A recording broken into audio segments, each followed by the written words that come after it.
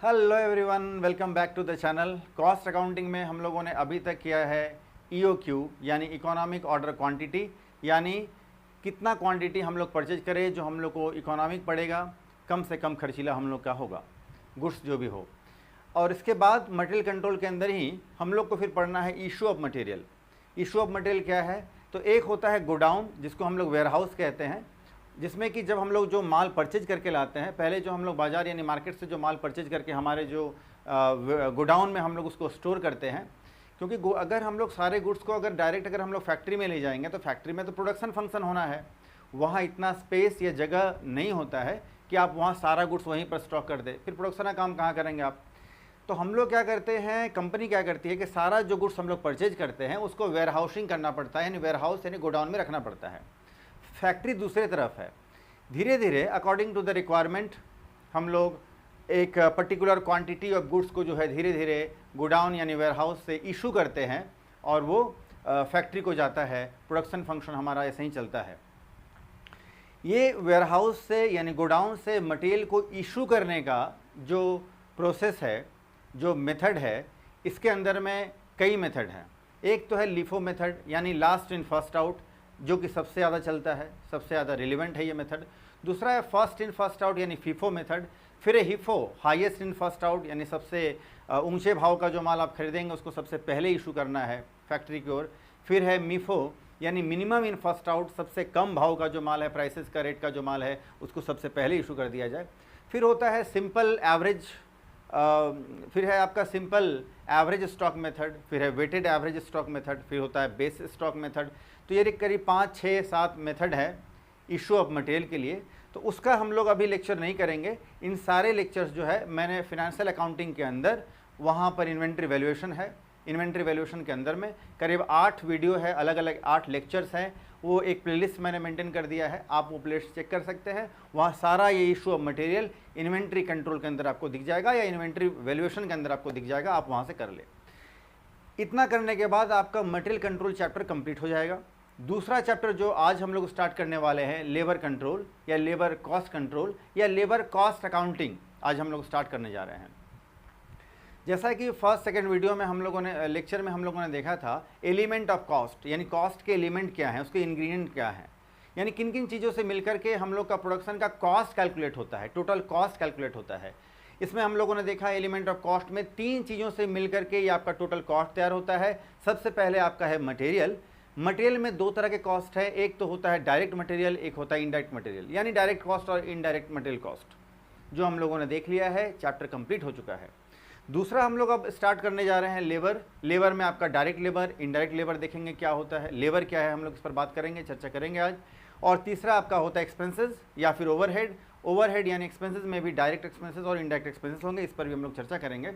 फिलहाल आज हम लोग स्टार्ट कर रहे हैं लेबर। तो लेबर क्या है, लेबर के कॉस्ट को कैसे कंट्रोल किया जाए।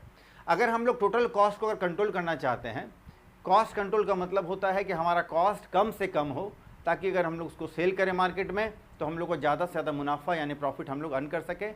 और मार्केट में कंपटीशन भी तो है, कम से कम भाव में अगर हम लोग प्राइसेस में माल बेचेंगे तभी तो कस्टमर हमारा गुड्स, हमारा प्रोडक्ट लेंगे। इसीलिए कॉस्ट कंट्रोल करना सबसे ज़्यादा ज़रूरी है। और ऑब्जेक्टिव्स ऑफ कॉस्ट में, कैरेक्टरिस्टिक्स ऑफ कॉस्ट में ये भी एक था, हम लोगों ने पढ़ा था कॉस्ट कंट्रोल। खैर, तो आज हम लोग लेबर कॉस्ट कंट्रोल या लेबर का जो कॉस्ट है ये कैसे कंट्रोल किया जाए, इसके सारे हम लोग जो 3 मेथड हैं ये भी सीखेंगे। सबसे पहले हम लोग बात करेंगे लेबर, डायरेक्ट इनडायरेक्ट क्या होता है, लेबर क्या है, इस पर चर्चा करेंगे। आइए आज का वीडियो स्टार्ट करते हैं, लेट्स बिगिन। इंट्रोडक्शन। सबसे पहले तो हम लोग बात करेंगे लेबर क्या है। Labour refers to human efforts. Labour एक तरह का ह्यूमन एफर्ट्स है, skill utilised in the production of goods और in the performance of services और in the execution of job. कहता है कि किसी भी चीज़ वस्तु का, किसी भी आर्टिकल, किसी भी प्रोडक्ट का, उसको प्रोडक्शन करने में, प्रोडक्ट करने में जो ह्यूमन पावर, जो मैन पावर लगता है, उसको हम लोग बोलते हैं लेबर। ये लेबर अगर गुड्स का प्रोडक्शन करना हो उसमें भी लगता है, अगर सर्विसेज रेंडर्ड यानी अगर सर्विस का प्रोडक्शन करना हो, जैसे कि जियो का हम लोग सर्विस लेते हैं, रिलायंस कंपनी से हम लोग सर्विस ले रहे हैं, रेलवे का हम लोग सर्विस ले रहे हैं, फ्लाइट का हम लोग सर्विसेज लेते हैं, प्लेन वगैरह का भी। तो जो हम लोग सर्विस लेते हैं, सर्विस भी तो कहीं प्रोड्यूस होता है, वो भी तो रेंडर्ड कहीं होता है। तो इन सभी का जो प्रोडक्शन करने में, इनको तैयार करने में जो मैन पावर लगता है, जो ह्यूमन बींग्स उसमें जो इंसान लगे हैं, उसको हम लोग लेबर कहते हैं। अभी तक तो हम लोग यही समझ रहे हैं। नेक्स्ट टू मटेरियल, मटेरियल के ठीक बाद labour is the most important element of production. जैसा कि अभी हम लोगों ने बात किया, the role of labour in the process of production cannot be overlooked in spite of the fact that machines are being used on a vast scale today। आज के डेट में अगर देखा जाए तो मशीन वास्ट स्केल में, बड़े पैमाने में, लार्ज स्केल में यूज़ किया जाता है। यानी कहें तो आज के डेट में जो है वो मशीन बोले तो कैपिटल इंसेंटिव टेक्निक चल रहा है। पहले जब हमारे यहाँ मशीनें कम थी, पैसे कम थे, इन्वेस्टमेंट कम था, तो LIT चलता था, लेबर इंसेंटिव टेक्निक चलता था। यानी प्रोडक्शन फंक्शन का जो सेंटर में जो है वो लेबर होते थे। आज के डेट में जो है बड़े बड़े काम, बड़े बड़े सब जो जितने भी हमारे प्रोडक्शन के जो फंक्शंस हैं वो मशीनों के द्वारा किया जाता है। लेकिन मशीन्स को ऑपरेट करने के लिए तो लेबर चाहिए, इंसान चाहिए। तो लेबर का ज़रूरत आज के डेट में कम है, लेकिन उसको ओवरलुक नहीं किया जा सकता है, उसको इग्नोर नहीं किया जा सकता है। लेबर का भी फंक्शन अपने आप में है, उसका भी इंपॉर्टेंस है अपनी जगह। मटेरियल के ठीक बाद सबसे ज़्यादा इंपॉर्टेंस अगर प्रोडक्शन फंक्शन में है तो वो लेबर का है। The efficiency of production depends upon the successful utilisation of the labour force and for that proper accounting and control of the labour are needed. कहता है कि अगर आप प्रॉपर फंक्शन करना चाहते हैं तो लेबर का जो है प्रॉपर यूटिलाइजेशन आपको करना पड़ेगा, तरीके से उसका यूज़ करना पड़ेगा, उसका accounting and control of the labour is needed. तो अगर आप सक्सेसफुल यूटिलाइजेशन करना चाहते हैं तो आपको लेबर का ढंग से यूज़ करना पड़ेगा, और लेबर का ऑप्टिमम यूटिलाइजेशन करके ही आप प्रोडक्शन को सही कर सकते हैं। Skill of labour helps in lowering down the cost of unit produce besides raising the quantity and quality of the output. कहता है कि लेबर का स्किलफुली, एफिशिएंटली अगर आप यूज़ करते हैं तो आप अपना कॉस्ट ऑफ प्रोडक्शन को जो है कम से कम कर सकते हैं। और अगर आपका लेबर अगर कम एफिशिएंट होगा, कम अगर स्किलफुल होगा, तो लोअरिंग कहता है कम अगर होगा तो आपका कॉस्ट ऑफ प्रोडक्शन ज़्यादा हो जाएगा। और आपका प्रोडक्शन का क्वालिटी और क्वांटिटी को रेज कर सकते हैं अगर आपका लेबर एफिशिएंट है, स्किलफुल है, तभी जा कर के। इसके बाद हम लोग देखेंगे क्लासिफिकेशन ऑफ लेबर। लेबर के क्लासिफिकेशन यानी टाइप्स या काइंड्स, लेबर कितने तरह के हैं। दो तरह के लेबर हैं, एक है डायरेक्ट लेबर, दूसरा इनडायरेक्ट लेबर। डायरेक्ट लेबर उसको कहते हैं जिसका डायरेक्टली इन्वॉल्वमेंट प्रोडक्शन फंक्शन में है, डायरेक्ट पार्टिसिपेशन है प्रोडक्शन फंक्शन में, उसको हम लोग डायरेक्ट लेबर बोलते हैं। जैसे कि एक टेक्सटाइल इंडस्ट्री में, एक टेक्सटाइल कंपनी में कपड़ा बनाने में जो लेबर लगे हैं, कपड़े बनाने में, कपड़ा तैयार करने में जो लेबर लगे हैं, उनका जो इन्वॉल्वमेंट है वो डायरेक्ट लेबर कहलाएगा। वैसे ही अगर कोई सीमेंट इंडस्ट्री में सीमेंट को तैयार करने में जो लेबर लगे हैं वो डायरेक्ट लेबर कहलाएंगे। उसी तरह से अगर कोई फर्नीचर का बिजनेस है, फर्नीचर कंपनी है, तो उसमें फर्नीचर को बनाने में जो कारपेंटर लगे होंगे वो डायरेक्ट लेबर कहे जाएंगे। लेकिन इनडायरेक्ट लेबर उसको हम लोग बोलते हैं जो मॉनिटरिंग के लिए काम ठीक ठाक चल रहा है, यानी उसको मॉनिटर करने के लिए जो सुपरवाइज़र होते हैं, जो क्लरिकल ग्रेड के जो दूसरे जो होते हैं, उनको हम लोग बोलते हैं इनडायरेक्ट लेबर। आगे बात करेंगे, पहले बात करते हैं हम लोग डायरेक्ट लेबर।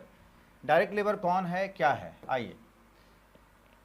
डायरेक्ट लेबर है क्या? Direct labour is that which is directly engaged in production work. Production के काम में जो डायरेक्टली लगा हुआ है, बी कन्वीनियंटली आइडेंटिफाइड और attributed wholly to a particular job, process और कॉस्ट यूनिट। कहता है जिसका जो एट्रीब्यूटेड का मतलब होता है जो इंगेज्ड है, काम में जो लगा है, उसमें मशगूल है, उसको हम लोग बोलते हैं direct labour. The labour of carpenters in the making of the wooden furniture, जैसे कि फर्नीचर बनाने में जो कारपेंटर लगे हैं। Bakers in the preparation of the bread, और बेकरी में जो ब्रेड तैयार करने में, पेस्ट्रीज, केक वगैरह तैयार करने में जो लेबर लगे हैं वो डायरेक्ट लेबर है। टेलर वगैरह जो टेक्सटाइल इंडस्ट्रीज़ में ड्रेसेस तैयार करने में लगे हैं वो डायरेक्ट लेबर है। ड्राइवर जो है वो ड्राइवर एंड कंडक्टर जो है वो बस सर्विसेज में जो है डायरेक्ट लेबर है। ये कई सारे एग्जाम्पल हैं। इसके बाद अब आगे बात करें तो फर्दर इसके अतिरिक्त the labour operators of the machines are use production, मशीनों को ऑपरेट करने में जो लेबर लगे रहते हैं। The labour of the assembly man engaged in the assembling of the parts into the finish product. जैसे कि अगर आप देखें तो जो मोटर कार होता है, जो हमारे टू व्हीलर बाइक्स हैं, इसके टायर कहीं और तैयार होकर के आते हैं, मिरर कहीं अलग से तैयार होकर के यहाँ आ रहा है, उसी तरह से इंजन कहीं और तैयार होता है, सीट कहीं और तैयार हो रहा है, कवर कहीं और तैयार हो रहा है, और इन सारी चीज़ों को मिला करके एक जगह इसको हम लोग जो है असेंबल करेंगे। असेंबल करने में जो लेबर लगे हैं वो भी डायरेक्ट लेबर का ही पार्ट है, वो भी डायरेक्ट लेबर है। सुपरविज़न में लगे हैं, अब कहते हैं इनको जो डायरेक्टली सुपरविज़न में जो लगे हैं वो भी एक तरह के डायरेक्ट लेबर कहे जाएंगे, जैसे कि इंस्पेक्टर्स जो हैं इनका इंस्पेक्शन में जो लगे होते हैं, inspection of any particular work, for example the direct labour. The wages paid to direct labour are called direct wages. जो डायरेक्ट लेबर को जो उनका जो रेम्यूनरेशन हम लोग पे करते हैं उसको डायरेक्ट वेजेस कहते हैं। प्रोडक्टिव वेजेस कह सकते हैं, प्रोसेस वेजेस कह सकते हैं, मैन्युफैक्चरिंग वेजेस कह सकते हैं। Direct wages form part of prime cost. तो डायरेक्ट वेजेस जो है ये प्राइम कॉस्ट का एक पार्ट है। अब आगे हम लोग बात करेंगे इनडायरेक्ट वेजेस क्या है। Indirect wages refers to labor which cannot be conveniently identified with a particular cost center or cost unit। जो किसी पर्टिकुलर कॉस्ट सेंटर या पर्टिकुलर यूनिट में जो जिसका डायरेक्ट इन्वॉल्वमेंट नहीं है, directly not attributed with them, उसको हम लोग बोलते हैं इनडायरेक्ट लेबर।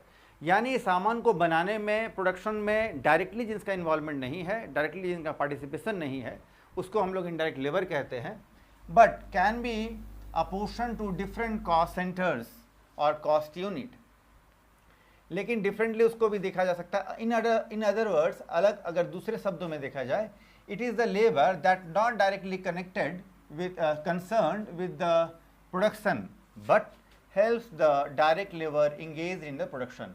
कहता है डायरेक्ट लेबर जो है डायरेक्टली ये इंगेज नहीं है, डायरेक्टली कंसर्न नहीं है प्रोडक्शन फंक्शन में, लेकिन जो डायरेक्टली जो प्रोडक्शन फंक्शन में जो लगे हुए जो डायरेक्ट लेबर हैं उनको ये हेल्प करते हैं, इसको इसीलिए इनको हम लोग बोलते हैं इनडायरेक्ट लेबर।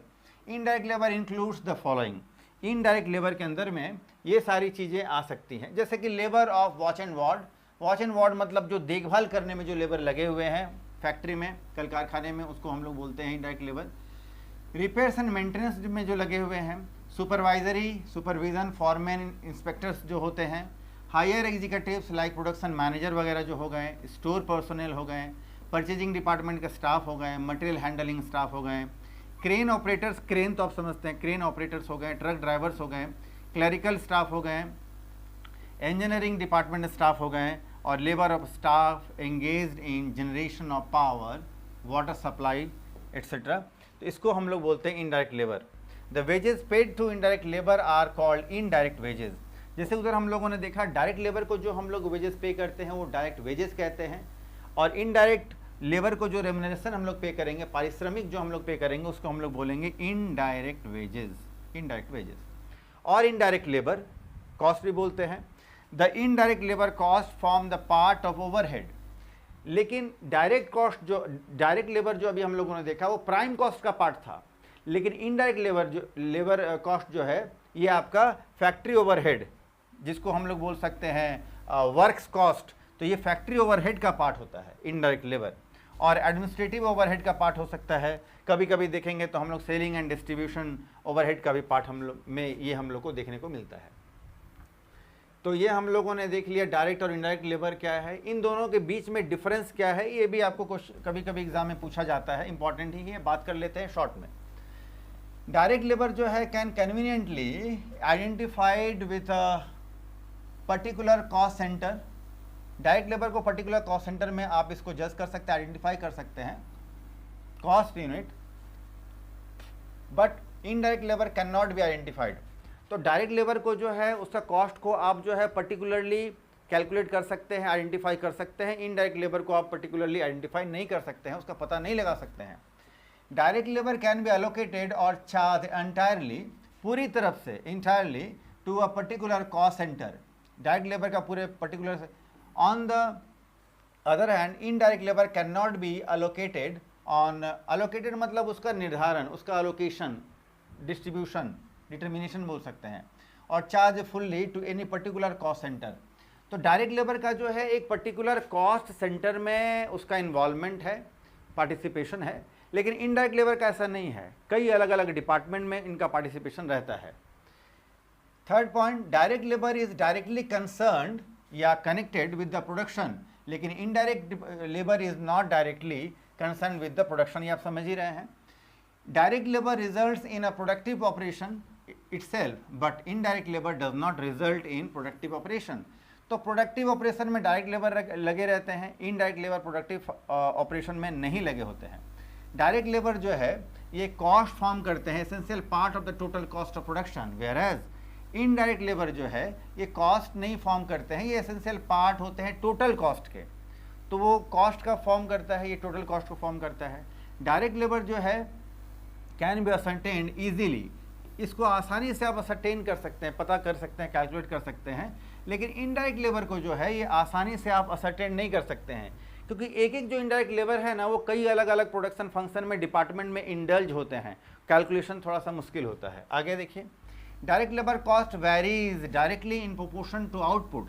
तो डायरेक्ट लेबर जो है ना इनका जो प्रोपोर्शनेटली वेरी करते हैं, अलग अलग वेरी करना मतलब अलग अलग ये वेरी करता है प्रोडक्शन फंक्शन में, प्रोडक्शन के अकॉर्डिंग उनका क्वांटिटी क्वालिटी जो भी हो।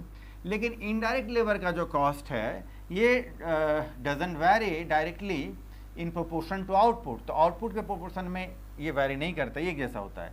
Direct labour cost can be controlled easily. तो डायरेक्ट लेबर का जो कॉस्ट है आसानी से आप कंट्रोल कर सकते हैं। On the other hand indirect labour का जो कॉस्ट है ये आप आसानी से कंट्रोल नहीं कर सकते हैं। आगे देखिए, direct labour cost forms a direct cost और द प्राइम कॉस्ट। तो डायरेक्ट लेबर का इन्वॉल्वमेंट या पार्टिसिपेशन प्राइम कॉस्ट यानी प्रधान लागत, मेन कॉस्ट को कैलकुलेट करने में है। लेकिन इनडायरेक्ट लेबर जो है ये आपका पार्ट ऑफ ओवरहेड्स, ओवरहेड मतलब खर्चा, ओवरहेड का पार्ट होता है जिसको हम लोग फैक्ट्री ओवरहेड भी कहते हैं। कभी कभी ये आपका एडमिनिस्ट्रेटिव ओवरहेड, कभी कभी सेलिंग एंड डिस्ट्रीब्यूशन ओवरहेड के अंदर भी आपको देखने को मिल सकता है इनडायरेक्ट लेबर। लेकिन डायरेक्ट लेबर हमेशा प्राइम कॉस्ट के अंदर ही आपको देखने को मिलेगा। Last 10th point, direct labour cost is controlled through the technique of standard costing. तो स्टैंडर्ड कॉस्टिंग के टेक्निक से आप डायरेक्ट कॉस्ट को कंट्रोल कर सकते हैं। लेकिन इनडायरेक्ट कॉस्ट को जो है वो बजटरी कंट्रोल से कंट्रोल किया जाता है, अलग अलग मेथड है इनके। चलो जी, तो ये आपका फर्स्ट पेज में हम लोगों ने इतना किया है। इसका फटाफट से आप स्क्रीनशॉट ले लीजिए, फिर हम लोग अभी आगे बढ़ेंगे, है ना।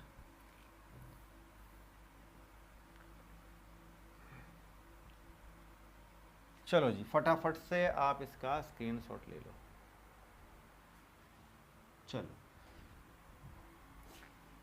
नेक्स्ट पेज में हम लोग चलते हैं। तो लेबर हम लोगों ने देख लिया, डायरेक्ट लेबर क्या है, इनडायरेक्ट लेबर क्या है, इन दोनों के बीच में डिफरेंस क्या है, 10 डिफरेंस हम लोगों ने देखा। अब हम लोग बात करेंगे लेबर कॉस्ट कंट्रोल, यानी लेबर का जो कॉस्ट है इसको कम से कम करना हम लोग चाहते हैं, कम से कम खर्च हो, कॉस्ट कम से कम आए, प्राइम कॉस्ट कम से कम आए, फैक्ट्री ओवरहेड यानी फैक्ट्री कॉस्ट कम से कम आए, एडमिनिस्ट्रेटिव कॉस्ट कम आए, सेलिंग एंड डिस्ट्रीब्यूशन कॉस्ट कम आए, और फाइनली टोटल कॉस्ट हमारा कम आए। तो हमारा कॉस्ट कम आएगा, हम लोग सेल करेंगे, प्रॉफिट यानी मुनाफा ज़्यादा होगा, इसीलिए तो हम लोग बिजनेस करते हैं। तो यहाँ कॉस्ट कंट्रोल यानी लेबर कॉस्ट कंट्रोल करने के हमारे यहाँ 3 मेथड हम लोग को देखने को मिलेगा। पहला मेथड आइए देखते हैं। अच्छा, ये क्या है, क्यों जरूरी है? देखिए, labour is an important element of cost of production. It plays an important role in production in even of the modern machine age. आज के समय में एक इम्पॉर्टेंट पार्ट है extensive use of machine, the efficiency of production and the reduction of cost of production depends upon the efficient utilisation of labour. तो labour का efficient utilisation अगर हम लोग करें तो हमारा टोटल कॉस्ट कम हो सकता है, कॉस्ट ऑफ प्रोडक्शन कम हो सकता है, तभी जा करके efficient utilization of labor necessitates control of labor cost. In fact, control of labor cost is an important task for every management. तो सब तरफ से अगर देखा जाए तो मैनेजरियल दृष्टिकोण से अगर देखा जाए तो भी, कॉस्ट कंट्रोल के हिसाब से देखा जाए तो भी लेबर कंट्रोल हर हिसाब से हर तरफ से ज़रूरी है करना। आइए, इसमें 3 मेथड है। पहला जो मेथड है यह है managerial procedure.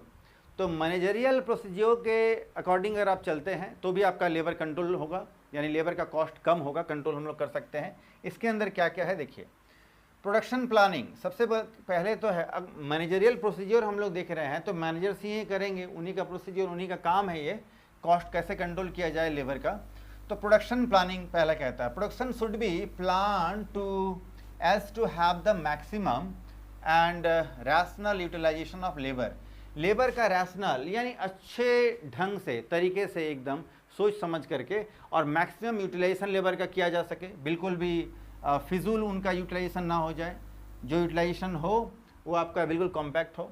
The product and process engineering, programming, routine and direction constitute the production planning. जो भी काम करना हो इंजीनियरिंग के अनुसार, प्लानिंग के अनुसार ही आपको किया जाए, रूटीन वर्क हो। दूसरा पॉइंट कहता है setting up of standards with the help of work, time, motion study, standards and set up the production operations, the standard cost of labor so set is compared with the actual labor cost and the seasons for variations if any are looked into। कहता है कि जो भी labour हमारे पास है वो time के अनुसार, उनके हेल्प के अनुसार, वर्क के अनुसार, मोशन स्टडी के अनुसार, स्टैंडर्ड उनका काम, एफिशिएंसी, स्किल के अनुसार काम इस तरह से ऑपरेट किया जाए कि हमारा कॉस्ट कम से कम हो। उसके बाद हम लोग देखते हैं use of labour budget. Labour budget हम लोग तैयार करें, उसका यूज़ हम लोग ढंग से करें, तरीके से करें। लेबर बजट क्या है? Labour budget is prepared on the basis of production budget. Production का हम लोग बजट तैयार कर लेंगे, उसमें कितना लेबर लगना है, कितना मटेरियल लगना है, एक्सपेंसेस कितने होंगे, बजट तैयार कर लेंगे। इससे भी हमारा लेबर जो है कॉस्ट कम होगा। The number of and the types of workers needed for the production and provided for the along with the cost labour in the labour budget. Labour budget में कैसे कितने स्किलफुल, कितने एफिशिएंट लेबर हम लोग को चाहिए, वो पहले आपको डिसाइड कर लेना होगा। This budget is plan for labour cost, और जितना ज़्यादा स्किलफुल, एफिशिएंट, इफेक्टिवनेस वाले आपको लेबर चाहिए होंगे उतना कॉस्ट आपको ज़्यादा पे करना पड़ेगा। तो according to the situation, according to the circumstances and the workload, वैसा आपको चुनाव करना होगा, सिलेक्शन करना होगा। Based on the past data considered in the future perspective. तो कैसा लेबर का सिलेक्शन करना है? तो पास्ट जो डेटा आपके पास पहले है कि प्रोडक्शन फंक्शन में कैसे लेबर, कितने स्किलफुल और एफिशिएंट लेबर हम लोगों ने किस काम में लगाया था, वैसा लेबर आप फिर से सिलेक्ट कर लें, उन्हीं को चूज़ करें। नेक्स्ट पॉइंट है study of effectiveness. Study of, आगे देखिए, study of effectiveness of wage policy. Wage policy, कितना मजदूरी इनको पे करना है, इसका स्टडी आप कर लें। इनका जो रेमुनरेशन है, यानी how for the remuneration paid, इनको जो पारिश्रमिक, जो रेमुनरेशन हम लोग पे कर रहे हैं, उसका एक बार स्टडी कर लिया जाए, कैसे लेबर को कितना पेमेंट करना होता है। Incentive plan matches with the increase production in a point of the study and control of cost. और ये कंट्रोल करके, ये स्टडी करके भी आप कॉस्ट, लेबर कॉस्ट को कंट्रोल कर सकते हैं, कम कर सकते हैं। नेक्स्ट पॉइंट फिर लेबर परफॉर्मेंस रिपोर्ट्स। लेबर का जो परफॉर्मेंस है वो कैसा है, उसको आप रिपोर्ट करें, उसका छानबीन करें, देखें उसको। The labour utilisation and the labour efficiency reports received periodically, time पर, department wise, department managerial control. Labour को ये कितने एक्साइज हैं, कितने यूज़फुल हैं, कितने एफिशिएंटली यूज़ काम में आ रहे हैं, उसका स्टडी करके भी हम लोग लेबर का कॉस्ट कंट्रोल कर सकते हैं। तो पहला हम लोगों ने मैनेजरियल कंट्रोल देख लिया। दूसरा है आपका ऑपरेशनल प्रोसीजर। मैनेजरियल प्रोसीजर के बाद है ऑपरेशनल प्रोसीजर। ऑपरेशनल प्रोसीजर में क्या है कि जो हम लोग वर्क एक्टिविटी जो हम लोग लेबर के द्वारा कर रहे हैं उस प्रोसीजर को समझना, उसके अकॉर्डिंग हम लोग कॉस्ट कंट्रोल करेंगे लेबर का। इसके अंदर पहला पॉइंट है आपका proper determination of labour. Labour का जो है डिटर्मिनेशन है, निर्धारण, कितना लेबर चाहिए, कितने स्किलफुल, कितने एफिशिएंसी वाले, इतने एफिशिएंसी और स्किल वाले कितने लेबर चाहिए। दूसरे कैटेगरी के, तीसरे कैटेगरी के 4-5 अगर ग्रेड आपने बना रखा है तो किस ग्रेड या कैटेगरी के लेबर कितने की संख्या आपको चाहिए, नंबर ऑफ लेबर कितने चाहिए, इसका डिटर्मिनेशन पहले पता कर लें आप उसको। First of all, labour requirements are determined properly. It is done on the basis of existing workload, future expectation, labour turnover and absenteeism. अनुपस्थित हो जाते हैं, एब्सेंटिज्म, अनुपस्थित हो जाएंगे। आपको प्रोडक्शन फंक्शन में लगाना है लेबर, मालूम चला कि इसमें लगाना है 10 लेबर, मान लो इसमें नहीं 50 लेबर लगाना है मान लो, और मालूम चला कि 40 लेबर आए। अब जस्ट 1/5 लेबर अगर नहीं आते हैं, 1/10 अगर लेबर नहीं आते हैं तो 1/5 हो गया। अगर लेबर नहीं आते हैं तो सोचो फिर प्रोडक्शन फंक्शन को कैसे अंजाम दिया जाएगा। तो कहने का मतलब है इनके अनुपस्थिति यानी एब्सेंटीज पर भी ध्यान दिया जाए, इनका वर्कलोड पर ध्यान दिया जाए, फ्यूचर एक्सपेक्टेशन, फ्यूचर में कितने काम लायक होंगे, वर्क टर्नओवर पर भी ध्यान दिया जाए और फिर ही डिसाइड किया जाए कितने लेबर कितने लगाने हैं। अभी scientific selection of workers, workers का सिलेक्शन साइंटिफिक ढंग से होना चाहिए। Workers should be selected properly and scientifically as per their requirements, because the overall success of the organization depends upon the requirement of the proper qualified and efficient workers. Efficient workers, qualified workers, laborers आपके company में कितने लगे हैं, production function में कितने लगे हैं, उसका प्रॉपर और जो ऑप्टिमम यूटिलाइजेशन अगर आप कर पा रहे हैं तो ही जाकर के किसी भी प्रोडक्शन फंक्शन का, फैक्ट्री का, कंपनी का कॉस्ट कंट्रोल होता है और परफॉर्मेंस अच्छा देखने को मिलता है। आगे है प्रॉपर प्लेसमेंट। उनके क्वालिफिकेशन, उनके एफिशिएंसी, उनके इफेक्टिवनेस, उनके स्किल के अनुसार लेबर को अलग अलग जगह प्लेस करना होता है। प्लेसमेंट, किस लेबर को कहाँ लगाना है, ये भी प्रॉपर ढंग से आपको करना पड़ेगा, तभी जाकर के जो है आपका right person on the right job इसको बोलते हैं। सही व्यक्ति को, सही पर्सन को सही जॉब में काम में लगा दो तो आपका कॉस्ट कंट्रोल होगा। फिर इससे प्रॉपर रिकॉर्ड्स ऑफ अटेंडेंस। अब कहता है कि आप अटेंडेंस का भी जो है प्रॉपर रिकॉर्ड रखें, है ना। आप अटेंडेंस का भी जो है ये आप प्रॉपर रिकॉर्ड रखना चाहिए। It include system of which में maintain the proper and correct record of attendance of workers including their time arrival, कितने बजे आते हैं, डिपार्चर कितने बजे जाते हैं, एक्चुअल वर्किंग आवर्स और कितना घंटा उन्होंने काम किया, तो कितने बजे वो फैक्ट्री में यानी प्रोडक्शन फंक्शन के लिए उन्होंने एंटर किया है फैक्ट्री में, कितने बजे वो गए और बीच का जो टाइम है, जो टाइम स्पेंड बाय देम लगाया है उन्होंने फैक्ट्री में, उसको भी कैलकुलेट करके आपको लिखना चाहिए। इससे भी आपका कॉस्ट कंट्रोल होगा लेबर का। Proper computation and accounting of wages, wages का तरीके से अकाउंटिंग करना है, तरीके से कंप्यूटेशन करना है, कैलकुलेशन करना है। Payroll department is assigned the responsibility to make proper computation and have a proper accounting of wages. तो वेजेस का कंप्यूटेशन कैलकुलेशन ढंग से किया जाए, तरीके से किया जाए, गड़बड़ी ना हो उसमें अकाउंटिंग में। Proper method of wages payment, wage payment, wage payment के कई तरीके हैं, आगे हम लोग जाकर के बात करेंगे, लेकिन आज देख लेते हैं जो वेज पेमेंट का जो रूल है, जो तरीका है, जो मेथड है, वो सही मेथड अपनाया जाए। Such a method wage payment should be selected, ऐसा सिलेक्ट करना चाहिए विच में मोटिवेट द वर्कर्स, जो वर्कर्स को मोटिवेट करे बेटर काम करने के लिए, सेम टाइम में ज़्यादा हेल्प करने के लिए, और reduction of the labour cost also, और जिससे कि लेबर कॉस्ट भी हमारा कम से कम हो। नेक्स्ट पॉइंट है, नेक्स्ट पॉइंट आपका कंट्रोल ऑन अनप्रोडक्टिव टाइम।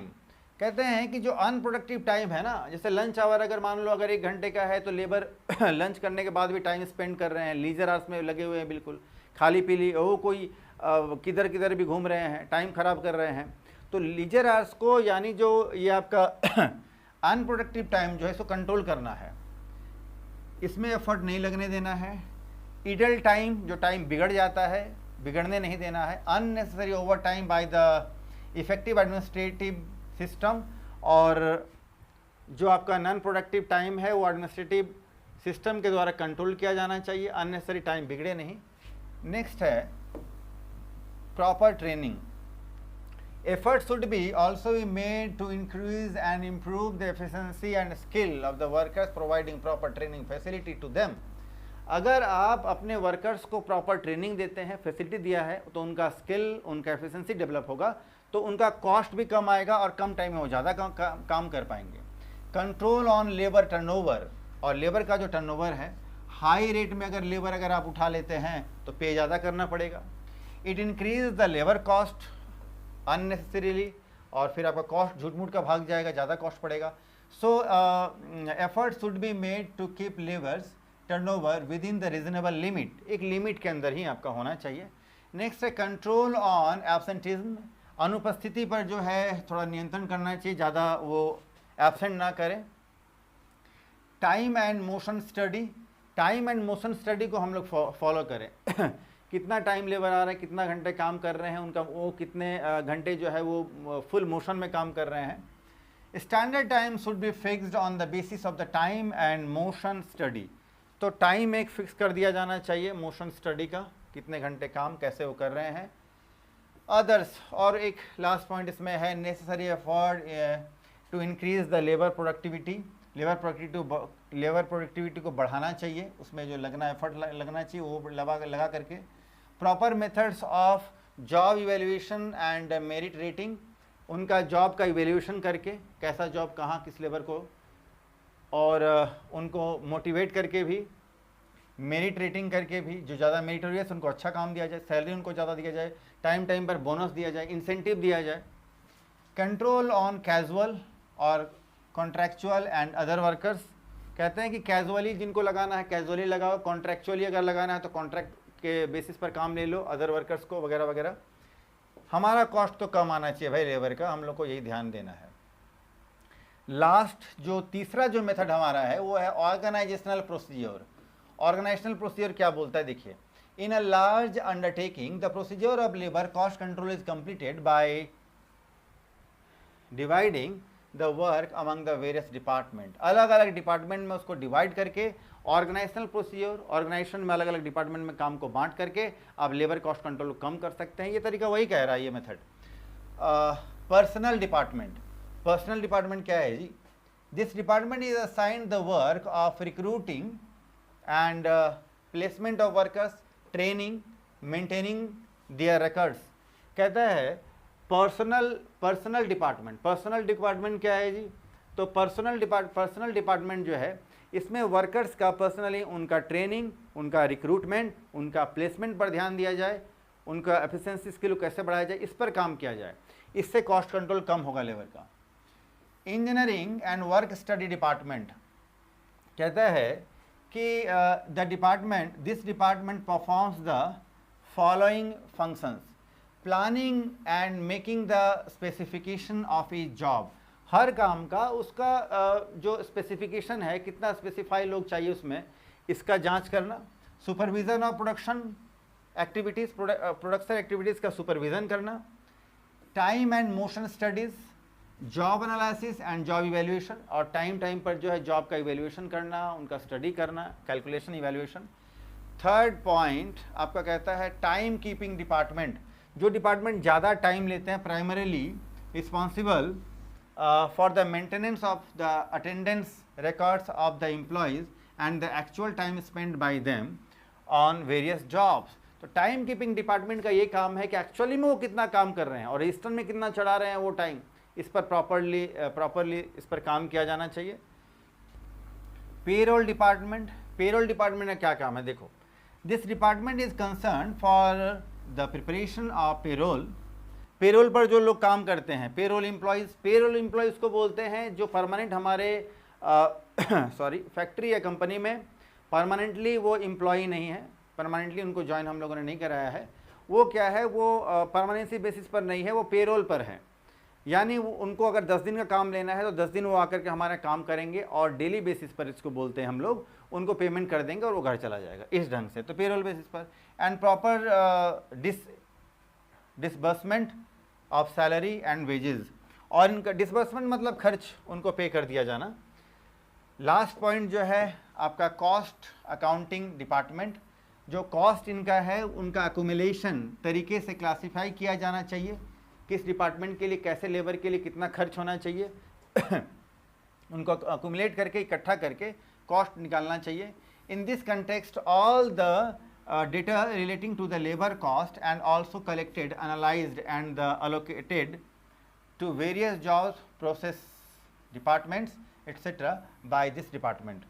और कॉस्ट अकाउंटिंग डिपार्टमेंट का काम है कि अलग अलग डिपार्टमेंट में जितने भी लेबर का जो कॉस्ट आता है उनको कंट्रोल करना, कैलकुलेट करना, एनालाइज करना, और फाइनली जा कर के एक कॉस्ट कितना आता है निकल करके वो बताना, वो डिसाइड करना, इस डिपार्टमेंट का काम है।